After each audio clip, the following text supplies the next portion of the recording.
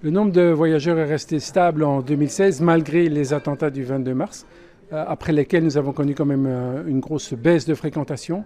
Tout ça est revenu à la normale et donc sur l'année, le nombre de voyageurs est resté constant. Une toute petite perte de 700 000 sur un an, ce qui n'est presque pas significatif comparé aux 370 millions que nous avions, aux 369,5 que nous avons. Évidemment, on est très content, on est très fiers, mais c'est évidemment un énorme défi pour le futur parce que nous devons minimum garder ce niveau et aller plus haut. Donc c'est extrêmement challengeant, c'était vraiment un énorme défi pour toute l'entreprise. On a augmenté, il faut continuer à augmenter et vous savez, plus vous vous rapprochez du sommet et plus ça devient difficile.